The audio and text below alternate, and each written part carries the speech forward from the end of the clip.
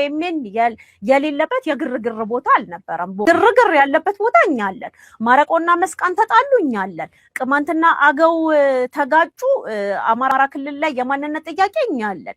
የወለኔ ማህበረሰብ የማንነት ጥያቄ ጠየቀ እኛ አለን። የወሎ ማህበረሰብ እንደዚህ ሆነ እኛ አለን። ኦኤምኤን የሌለበት የግርግር ቦታ አልነበረም።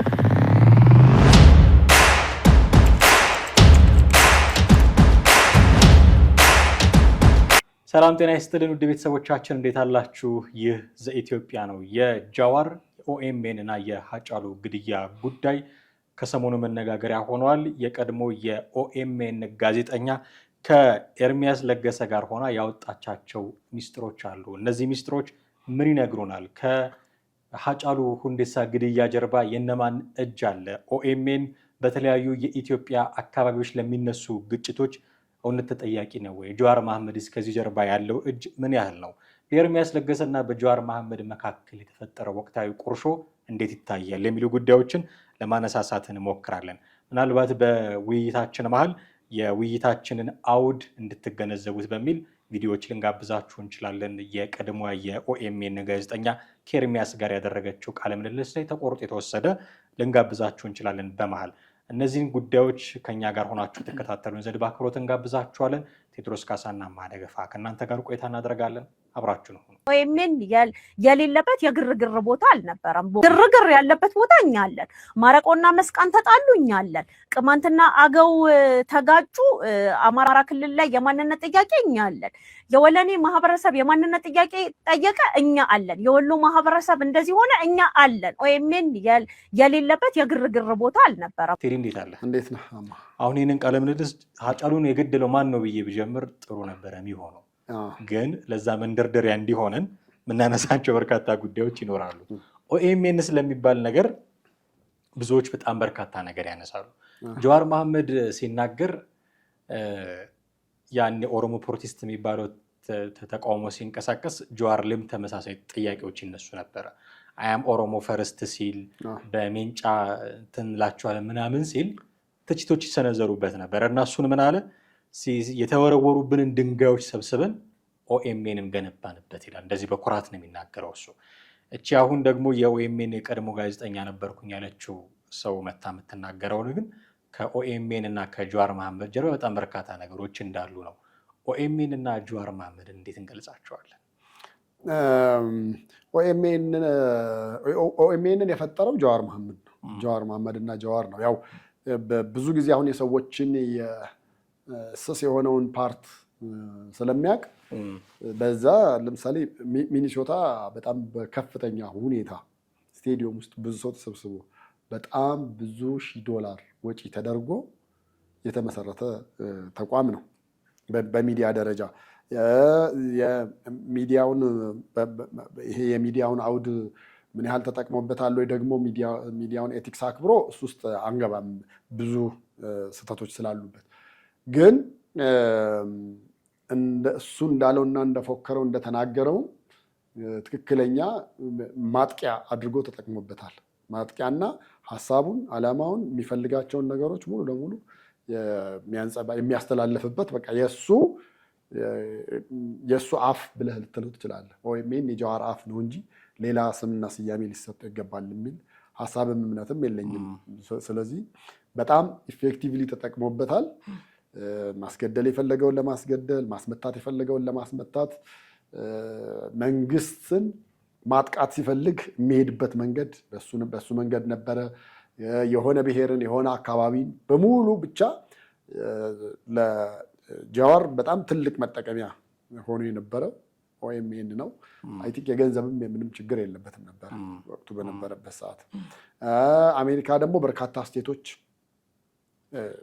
እንትን ማለት ችሎ ነበር፣ መስራት መንቀሳቀስ ችሎ ነበረ።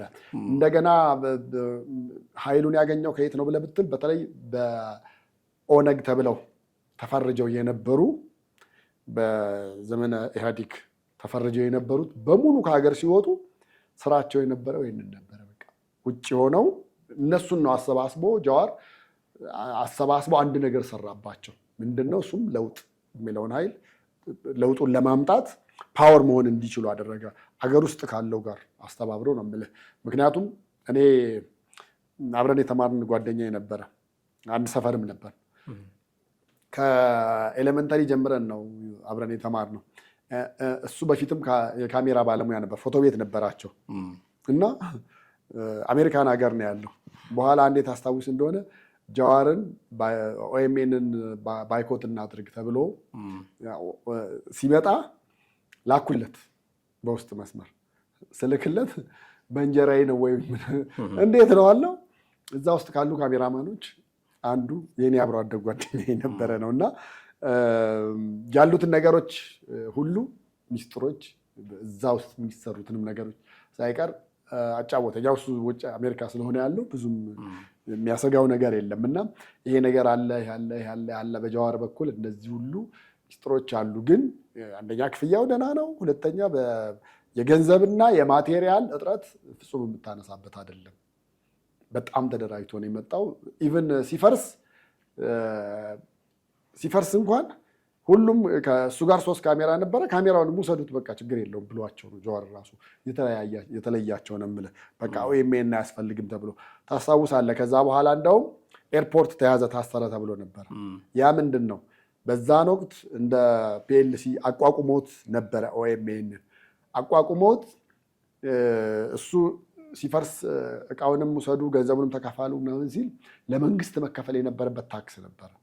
ያን ታክስ በአግባቡ ባለማወራረዱና ባለመከፈሉ ያን ጊዜ ነበር በዚህ የተነሳ ነበር በኦኤምኤን የተነሳ ነበር እንደውም ታስሮ የነበረው ማለት ነው። ኤርፖርት ውስጥ ተይዞ ታሰረ የተባለ ጊዜና በጣም ኢፌክቲቭሊ ተጠቅሞበታል ብለን የምትለው ለክፋትም ቢሆን የጃዋር መሐመድና የኦኤምኤን ጉዳይ እንዲህ ከሆነ ቀድሞ እዛ ውስጥ ሰራ ነበር ያለችው ግለሰብ የተናገረቻቸው ደግሞ ነገሮች አሉ። በጣም በርካታ ነገሮችን ስትናገር ሰምተናታል።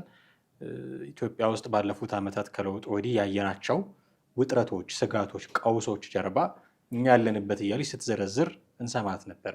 ዋና ዋና ጉዳዮችን ማንሳት እንችላለን። እሷ እንደምትለው ኦኤምኤን ከጀርባ የነበረባቸው ኢትዮጵያ ውስጥ ተፈጥሮ የነበሩ ነገሮች እና ምን ያህል ደግሞ እንዲህ አይነት ጉዳዮችን ይፈልጋቸው እንደነበረ የሚያሳይ ቃለ ምልልስ ነው ያደረገችው ከኤርሚያስ ጋር እና አንዳንዶቹ ነገሮች ማንሳት እንችላለን። ያወጣቻቸውን እሷ የተናገረቻቸውን ነገሮች የገለጸቻቸው አሉ። አንደኛ በተለይ ኦሮሚያ ክልል ውስጥ የነበሩት ሙሉ ለሙሉ ማለት ትችላለህ ከነዛ ጀርባ ጃዋር ስለመኖሩ ምንም ጥርጥር የለውም። ምን ይደረግ ነበር እኮ መሰለህ አሁን እዛ ራሱ ኦኤምኤን የሚሰሩ ጋዜጠኞች በፊት የነበሩ አሁን የተለያየ ሚዲያ ውስጥ የገቡ አሉ። የምናወራ ነገ ሻሸመኔ ሄዳችሁ ስራ ትሰራላችሁ፣ በጠዋት ስራ ልክ መንግስት ጋዜጣዊ መግለጫ እንዲያዘጋጀው ምናምን አለ እንባላለን አለ እና ሲባል ዛሬ ሄዳችሁ ደሩ እንባላለን። ሴፍ የሆነ ቦታ እንድናድር ይደረጋል። ከዛ ሌሊት ስንት ሰዓት እንነሳ ስንል 11 ሰዓት ሲባል ከሌሊቱ 9 ሰዓት ጀምሮ ያቺ ከተማ እየተረበሸች ነው። ኦኤምኤን ከዛ ላይ እየቀረጸ ነው። ይሄ ብቻ አይደለም።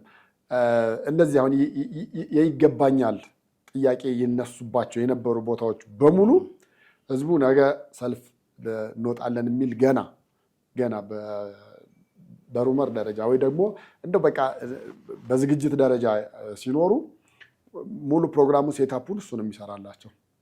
ካሜራማንም ጋዜጠኛም ቀድሞ እዛ ሄዶ አድሮ እንዲሰራ ይደረጋል። እሱን ትተህ ለምሳሌ የሲዳማንም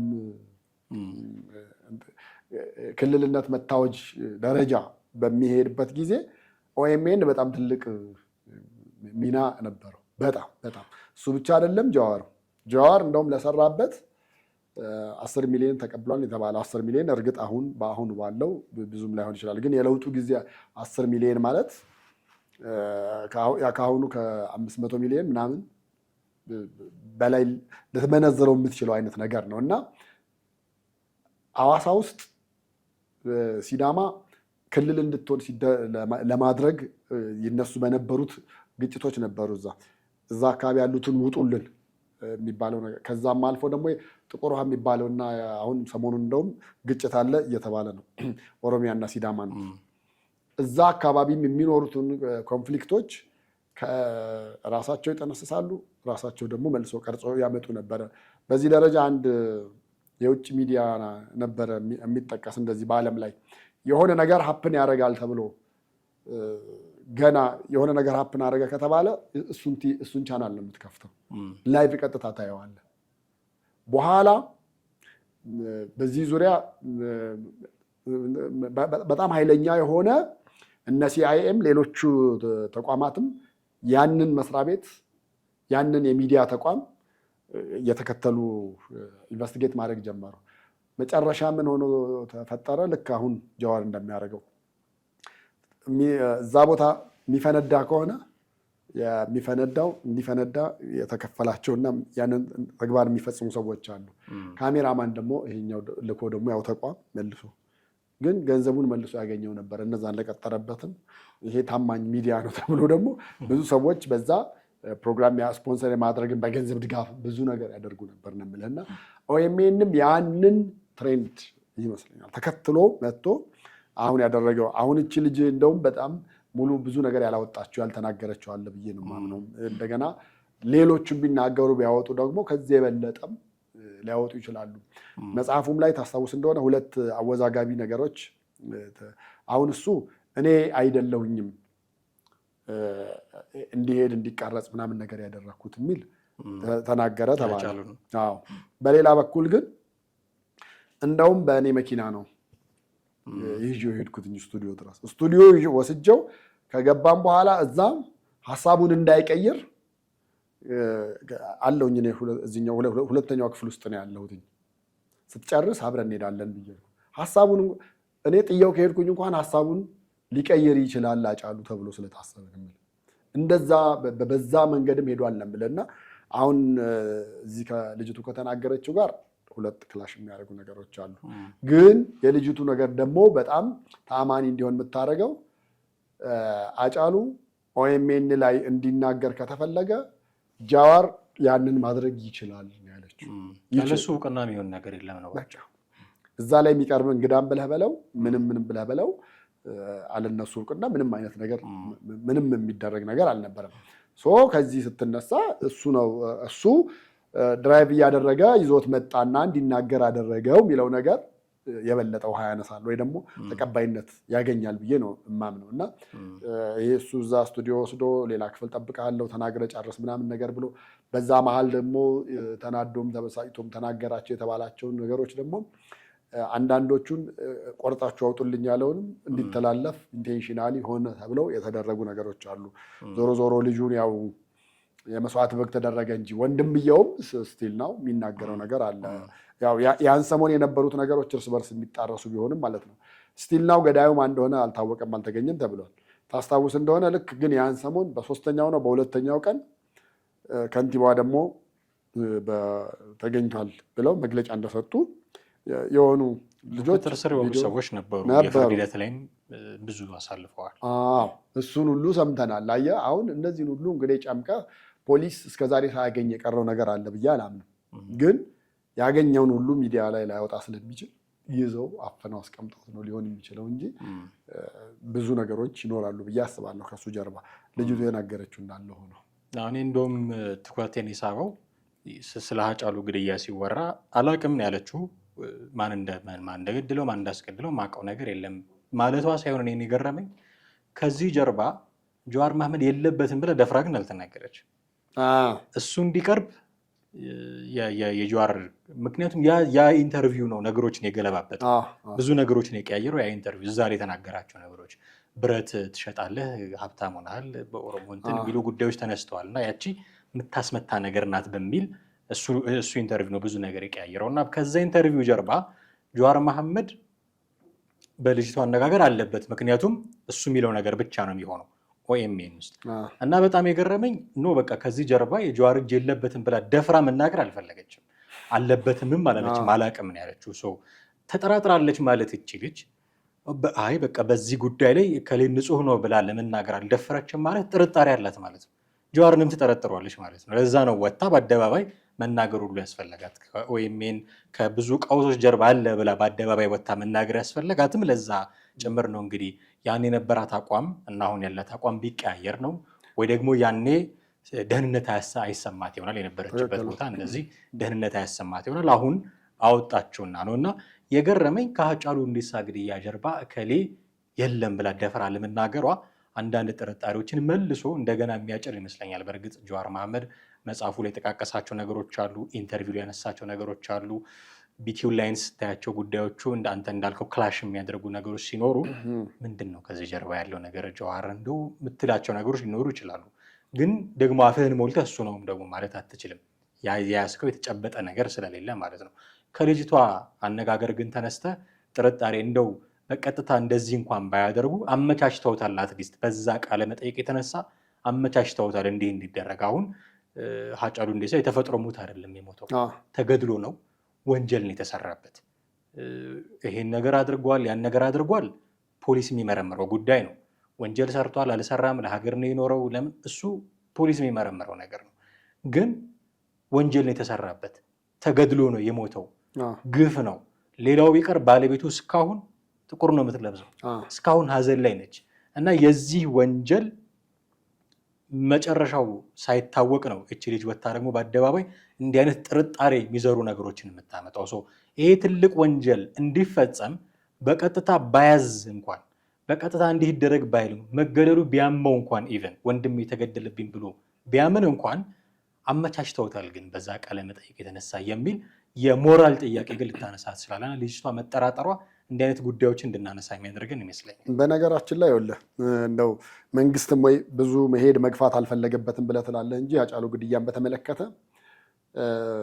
ጀዋር የተናገራቸውን የሰራቸውን፣ እሷ የተናገረችውን የሰራችውን፣ ወንድምየው የተናገረውን ባለቤቱ የተናገረችውን ነገር ገጣጥመህ ወደ አንድ ውጤት ማምጣት ይቻላል።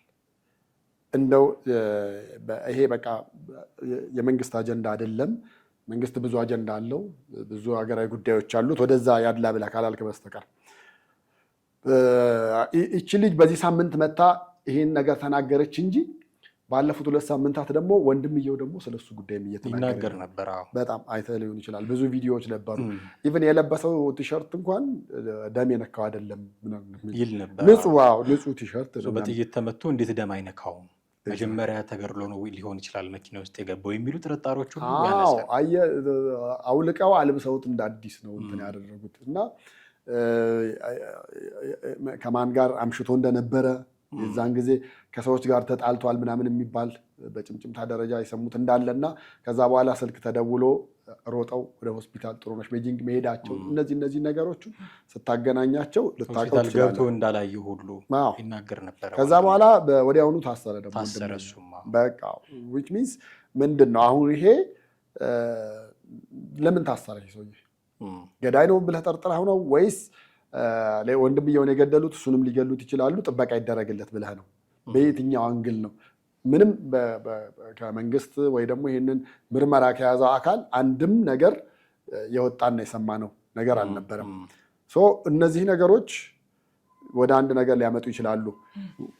ጀዋር ጋር መተን ጉዳዩን ስናየው ግን ጀዋር አመቻችቶታል። የኔም ካየሁት ካነበብኩት ቪዲዮዎቹን ካገላበጥ ነው ምን ካረግ ነው ከሌሎች ከሰማነው መረጃ ጀዋር አመቻችቶታል የሚለው የበለጠ የሚያስኬድ ነው። አንደኛ ነው።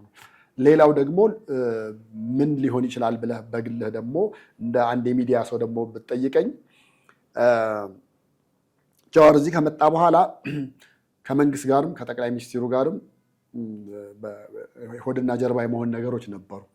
እነዛ ነገሮች ጀዋር ከሀገር ውስጥ እንዳይወጣ ኦልሬዲ ፓርቲ ውስጥ ለመግባት ዜግነትን ቀይር ተብሎ ፓስፖርቱን አስረክቦ ኢትዮጵያዊነትን ይዞ አርፎ የተቀመጠበት ነው።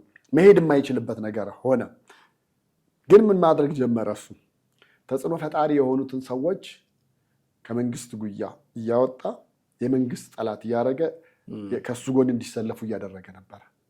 እሱም ብቻ አይደለም፣ ሌሎችንም የኦሮሞ ልሂቃን የሚባሉትን የኦሮሞ ፖለቲከኞች ናቸው ብለን የምትላቸውን አቀንቃኞች ተብሎ የሚባሉትን ስፔሻሊ ተጽዕኖ ፈጣሪዎችን ወደ እሱ መደዳ እያመጣቸው ነበረ። ቀን አብሯቸው ነው ጫት ሲቅም የሚውለው። አንዳንዶቹ እንደውም ፎቶና ቪዲዮቸው ራሱ እየወጣ ነበረ እና ከመንግስት እየለየ እያመጣ ነበረ። አሁን ከነዚህ መካከል ደግሞ ሃጫሉ ልታመጣ የምትችልበት ዝም ብላ መጥተህ ከጎን እንዲሰለፍ አይደለም የምታደርገው፣ መጥቶ እንዲናገር ታደርገዋለህ። ኢቨን ለጋዜጠኛው ጥያቄ ራሱ ያዘጋጀው ጀዋር ነው ሊሆን የሚችለው እና ያን ያክል ርቀት ማለት ነው በዚህ ጉዳይ ጠይቀው በጣም ዲፕ በጥልቀት እየጠየቅ ስለዚህ ጉዳይ እንዲናገር አድርገው ከህዝቡ ጋር ስላለው ከህዝቡ ጋር በቃ ጥላቻ እንዲኖረው ለምሳሌ ከሚኒሊክ ጋር በተነሳ የተናገረው ነገር ነበር። ከቴዲ አፍሮ ጋር በተነሳው ጉዳይ የተናገረው ነገር ነበረ። እነዛ ነገሮች በሙሉ ከሰዎች ጋር ሆድና ጀርባ እኔ ብረት ይሸጣል ምናምን የሚባለውን ነገር ቀድመን ነው ሁላችንም የሰማነው አይደል? እንዴ እነሱ ሚዲያ ላይ ቀረበ ምናምን ይላሉ እንጂ እንዴ የትኛውን ኮንሰርት አዘጋጅቶ ነው ምናምን የትኛው ሀገር ሄዶ በሰራው ነው ሲባል አይ ባለ ሀብቶች ሰጡት። እንደዚሁ ዝም ብሎ ከኪስ አውጥተው እንካሉት ሊያሳምን የሚችል አይደለም። ልጁ ዋጋ አልከፈለም ወይ? በኢህአዲግ ዘመንም ከፍሏል። እኔ እንደውም አሁን አቀንቃኝ ነን ከሚሉ ከሌሎች የኦሮሞ አክቲቪስትም ምንም ነን ከሚሉ እሱ ይበልጣል። በጣም በርካታ ዋጋ ከሀገር አልወጣም። ከሀገር ሳይወጣ ነው እዚሁ ሆኖ ተቃውሞውን ያሰማ የነበረው። እኔ አስታውሳለሁ አንዴ ኮንሰርት መድረክ ላይ ሰርቶ ይቺ የፉከራዋን ነገር በጣም ብሏታል እና አቶ ዘርአይ ይባላል በፊት የኢትዮጵያ ቴሌቪዥን ስራ አስኪያጅ ነበር። ከዛ ወጥቶ የኢህአዴግ ማዕከላዊ ኮሚቴ ዋና ምናምን ነገር ነው ብሮድካስት ባለስልጣን ሆነ። ከዛ የፕሬስ ቀን ሊከበር ነው ኢሲኤ ምናምን ተገናኝተን ስብሰባ ተቀምጠን ማይክ ተቀብሎ አንዳንዶች ቀኑን ሙሉ በሬዲዮ ባነው በቴሌቪዥን ቀጥታ ስርጭት ፉከራ ሲያስተላልፉብን ነበሩ። እነሱንም ታግሰን ያለ ነው። በዚህ ሁኔታ ግን አንዛለቃትም ብሎ አቶ ዘርአይ በጣም ሲፎክር ነበር። ቪዲዮ ይኖራል እርግጠኛ ነው። ያን ያክል ዋጋ የከፈለን ሰው ነው በለውጡ ማግስት ደግሞ የመስዋዕት በግ የሆነው ማለት ነው። እና ስታየው በቃ የእሱ ሞት አግባብነት የሌለውና እነ ጃዋር መጠቀሚያ ያደረጉት ነው ብዬ ነው የማምነው። እና ልጅቱ ያላወጣችው ነገር አለ። ሌሎችም ቢጠየቁ አሁን ስፔሻሊ አሁን እሷ ጃዋር ሳያቅ ማንም እንግዳ አይመጣም ምናምን ያለችው ማን ነው ጋዜጠኛው እሱን ኢንተርቪው ያደረገው እሱ ልጅ ተናገር ብትለው ደግሞ በጣም የበለጠ ሚስጥሩን ያወጣዋል ብዬ አምናለሁ። ጥያቄም ከመስጠት ጀምሮ የነበሩትን እንትኖች በሙሉ ያወጣዋል ብዬ አምናለሁ። ከዚህ ሁሉ ነገር በኋላ አሁን ከሃጫሉ ጋር ተያይዞ ከነ ቅማንትም ከምንም የማንነት ከሲዳማም የማንነት ጥያቄ ጀርባ ኦኤምኤን አለ ካለች ከዛ ከኦኤምኤን ጀርባ ደግሞ ያለው ትልቁ ሰው ጀዋር መሐመድ ከሆነ በኋላ ይህን ሁሉ ነገር ካነሳ በኋላ ስቲል አልጸጸትም ማለቱ ጀዋር መሐመድ ያስኬዳል። እንደ ልደቱ ቢያምን ደስ ይለን ነበረ። የከሰርኩኝ ነኝ በሚለው አየህ አንዳንዴ እኛ እዚህ ላይ እኮ እንሰራለን በሳምንት ውስጥ ምናምን እንሰራለን አለ እንደ የሰራነውና የነበረን አቋም ጥሩ ካልሆነና የሆነ ታይም ላይ እስከዛሬ ለሰራነው ይቀርበሉን ምናምን ማለት ምንም የሽንፈት ምልክት ነው ብዬ አላምንም። በቃ ልደቱ የከሰርኩ ፖለቲከኛ ነኝ ብሏል። እሱም አልጸጸትም ከሚል እጸጸታለሁ እንዲህ በመሆኑ ቢያንስ እንኳን በሱ ምክንያት አንድ የደሃ ልጅ ሞቷል ብለህ ልትጸጸት አይገባም። ብዙ ሺህ ሰው ነው የሞቱት ግን ምን ዋጋ አለው? ስም የላቸውም፣ በፖለቲከኛም አይደሉም፣ ምሁራንም ተብለው አይደሉም። በቃ ስም የላቸውም አልኩ። ስም የላቸውም እከሌ ብለህ የምትላቸው ቤተሰቦቻቸው ናቸው የሚያውቁት። ልክ 97 ዓመተ ምህረት እንደሞቱት ብለህ በላቸው። አሁን የዛኔ የሞቱት ስም የላቸውም። በቃ 97 ዓመተ ምህረት በምርጫ የሞቱ ብቻ ብለህ ነው አጠቃላይ ጠቅልለህ የምትጠራቸው። ሰኔ 1 ሲመጣ ብዙ ጊዜ ይዘከራሉ። በቃ በ97ቱ ምርጫ የሞቱ ሰኔ 1 ተብሎ ነው። ጃዋር ሲመጣ ግን በሻሸመኔ የሞተ በተለይ ተዘቅዝቆ የተሰቀለው የሞተው እሱ አሁን እነሱ ሰው እንግዲህ አስበው ጃዋር ሲመጣ ለጃዋር የተሰዋ መስዋዕት ብለህ በለው እና ለነሱ እንኳን ለነሱ ሲቪል እንኳን ቢያንስ እንዲህ በመሆኑ ተጸጽቻለሁኝ። ይሄ የኔ ጥፋት አልነበረም፣ ነገር ግን እንዲህ አትሊስት በሚስኮት አድርገውኛል እንኳን ሌላም እንኳን ቢሆን አላማው ሰው እንዴት ይቅርታ እንኳን አትልም ወይ ነው። እንደ ፖለቲከኛ ከሆነ ደግሞ ይቅርታ ማለት መቻል አለብህ። የትኛውም ፖለቲከኛ ጠቅላይ ሚኒስቴሩን አስብ እስኪ። በቃ ሰው አንድ ሰሞን የአውሮፓ ዋንጫ እያለ የጠቅላይ ሚኒስትሩ ንግግር ይሰማ የነበረው የለውጡ ሰሞን ምንድን ነው የመንግስትን ስህተትና ይቅርታ ደጋግመው ያነሱ ስለነበር ነው። በቃ አስረናል፣ ገርፈናል፣ አሸባሪዎቹ እኛው ነበርን ይቅርታ አድርጉልን ብለው ነው የህዝብ ልብ ውስጥ አየህ፣ ያ ህዝብ ልቡን እንዲከፍትልህ ምክንያት ሆኗል። እኔ አሁን ጀዋር በየትኛው አንደበቱ ነው እንደዛ መሆን የሚችለው? አሁንም እኮ እሱ ፌስቡክ ላይ ብትገባ በነገራችን ላይ እነዚህ እያንዳንዱ ነገሮች እንዳለ እንደወረደ የሚያስቀምጣቸው አይነት ነገሮች አሉ። በቃ እዛም ሆኖ አላስቻለው እዚህ መምጣት የማይችልበት ነገር ሆነና ፖለቲካውንም በደንብ አልቻለበትም። ተምሯል፣ አውቆታል፣ የፖለቲካ ምሁር ነው፣ ግን ተግባር ላይ የለውም። በቃ ተግባር ላይ ደግሞ አላየኸውም ነው፣ ምንም የምትክደው ነገር የለም። ስለዚህ አልጸጸትም ሳይሆን እንደውም ሌላ ሁለተኛ ተጸጽቻለሁማ ቀላል ነው። በጣም በጣም በጣም ተጸጽቻለሁ እጅግ በጣም የሚለውን ቢያስገባበት ጥሩ ነው። አንድ ነገር አንስተን እናብቃ። ቅድም ስለ መታሰሩ ስታነሳ ነበረ፣ ከኦኤምኤን ታክስ ጋር አገናኝተህ ስታነሳ ነበረ። ኤርሚያስ ለገሰ ግን በጣም ሌሎች ደግሞ ከባባድ ወንጀሎችንም ጭምር አያይዞ አንስቶ የሆነ ቀን መነጋገሪያ እንደነበሩ ታስታውሳለህ።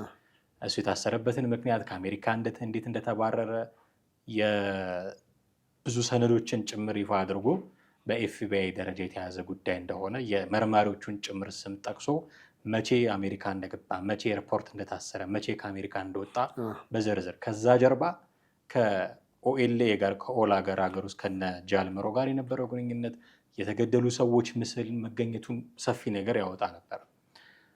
አሁን ደግሞ እችን ልጅ አቀረበና ስለ ኦኤምኤን እንዲህ ያሉ ጉዶችን ማጋለጥ ጀመረ። ምንድነው በመካከላቸው የገባው ቁርሾ? ነገርየው የፖለቲካ ሀሳብ ልዩነት ብቻ ነው ወይ ብለን ብንጠይቅ ምንድን እናገኛለን? የፖለቲካ ሀሳብ ልዩነት ስለመሆኑ ምንም ጥርጥር የለውም። ለምሳሌ ከለውጡ በፊት አብረው ነበሩ፣ አንድ ሰልፍ ላይ ነበሩ። ለምን ኤርሚያስም የወያኔ ተቃዋሚ ነበረ፣ ጀዋርም እንደዛው ዘሴም ናቸው። ግን ሀገር ውስጥ ሲገቡ ልዩነት ነበራቸው። አንደኛ በአቀባበል ደረጃ፣ ሁለተኛ ደግሞ ኤርሚያስ ሀገር ውስጥ መግባቱን እርግጠኛ አይደለሁም። የእነሱ ጀማ አሁን የነ መሳይ ምናምን ሲገቡ ሙሉ እንዳለ የእነሱ ጓደኞች ሁሉም እንዳለ በምትል ደረጃ ገብተዋል። ለእሱ በዛን ወቅት መግባት አደጋ ነበረው ኤርሚያስ።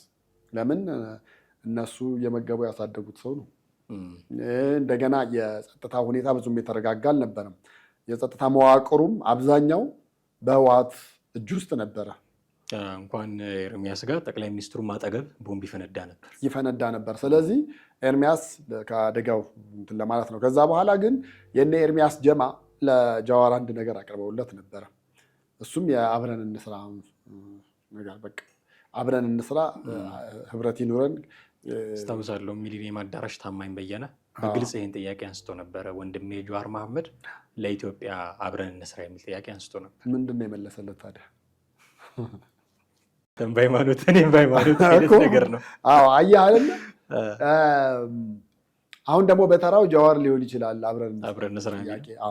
እነ ታማኝ ያንን ጥያቄ አሁን የሚያነሱ አይመስለኝም። ታማኝ በየነ ሰሞኑን አንድ ቪዲዮ ለቋል። አማራው መገደል የለበትም የሚል ጥያቄ ማንሳት ጀምሯል። እኔ ኢትዮጵያ ቁስላኛለች ካለ በኋላ ወደ አማራነትን መውረድ ጀምሯል ማለት ነው። ታማኝ ያው ጎንደሬነት ይለቀዋል ብለህ ማለት በቀላሉ አትችልም።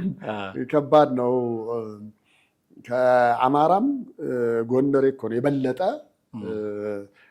ኢትዮጵያዊነቴን አትንገረኝ የሚል፣ በቃ ከኢትዮጵያ በላይ ኢትዮጵያዊነትን የሚያቀነቅኑ ብለህ ልትላቸው የምትችላቸው ማለት ነው። በነገራችን ላይ ወዳቸዋለሁ ኢትዮጵያዊነትን ስለሚያቀነቅኑ በሌላ አይደለም። እና ያ ነገር ነው በጣም ጥሩ ደርዝ የያዘ ነገር ነው ምናምን ብለህ የምትለው ነገር እሱ ነው። በቃ ወያኔ ሳንወድ በግድ ሁላችንንም ብሔርተኛ አድርጎናል። በጣም ብዙዎቹን፣ አንዳንዶቻችንን አሁን እኔን ጨምሮ ሙያችን ስለሚያስገድደን፣ ሃይማኖታችን ስለሚያስገድደን ብሔርተኛ መሆን አንችልም። ምክንያቱም ሃይማኖትህ እግዚአብሔር ሁሉንም እኩል አድርጎ አንድ አድርጎ ሰው ዘር እኩል ነው። በቃ ያን እንድታይ ሃይማኖት እውነታው ጭንቅላት ውስጥ ያለ ያስገድድሃል። ለማንም ዘር ለማንም ብሔር አይደለም፣ ለማንኛውም የሰው ልጅ ከኢትዮጵያዊነትም አልፎ ነው የምልህ። ከኢትዮጵያዊነትም አልፎ ለሌላ የሰው ልጅ አንደኛ፣ ሁለተኛ ሚዲያ ላይ ስትሰራ ጋዜጠኛ ስትሆን ለሁሉም እኩል ነው የምትገደደው። ሶስተኛ በሰብአዊ መብት ዙሪያ የምሰራ የሰብአዊ መብት ተቋም ሜምበር ነኝ። እሱ ደግሞ የሚልህ መጀመሪያ አንድ ኢትዮጵያዊና አንድ ጃፓናዊ ሁለቱ መንገድ ላይ ወድቀው ብታይ ማንን ታግዛለህ ይልሃል። ማንን ልታግዝ እንደምትችል አንተ ወደ ኢትዮጵያዊነት ጋር ከመጣ ሰብአዊነት ላይ ገና ነህ ማለት ነው። ገና ነህ ሰብአዊነት ላይ አለህበት የሚባለው ይሄ ኢትዮጵያዊ ነው ይሄ ጃፓናዊ ነው ሳትል ሁለቱንም እኩል በኩል ሰዓት መርዳት ስትችል አንደኛ። ለዛም ለጃፓናዊ ማድላትህ በራሱ ሰብአዊ ነህ አያሰኝህም። ግን ቢያንስ ኢትዮጵያ የተባለውን ሰው መርዳትህ ወደ ደምህ ወደ ራስህ ሰው ማድላትህ ስለሚሆን አይሆንም ነው የሚል። ስለዚህ ሳትወድ በግድ ሚዛን አይሆን እንድትሰራ እነዚህ ነገሮች ያስገድደዋል ነው ማለት። ጀዋር ወደዛ ውስጥ ቢገባ ጥሩ ነበር፣ እንዳለመታደል ሆኖ አልቻለም። በርካታ ነገሮች ልናነሳበት የምንችለው ጉዳይ ነው። ምላሾች ይኖሩታል ብዬ እጠብቃለሁ። ከዚህ በኋላ ልጅቷ ላነሳችው ነገሮች ምላሾች ይሰጣል ብዬ እጠብቃለሁ ጀዋር መሐመድ። እሱም የሚናገራቸው ምላሾች ደግሞ አምጥተን ከተመልካቾቻችን ጋር ቆይታ የምናደርግበት ይሆናል። እጅግ አድርጌ ያመሰግናለሁ። ውድ ቤተሰቦቻችን እናንተም ከኛ ጋር ነበራችሁ ቆይታ እጅግ አድርገን ነው የምናመሰግናችሁ። የእናንተስ ሀሳብ አስተያየት ምንድን ነው? ብታጋሩን ደስ ይለናል። እኛ ግን የዛሬው ፕሮግራማችንን እዚህ ላይ እናበቃለን። በሚቀጥለው ጊዜ በሌላ ርዕሰ ጉዳይ እንዲሁ እንጠብቃችኋለን። ጤና ይስጥልን።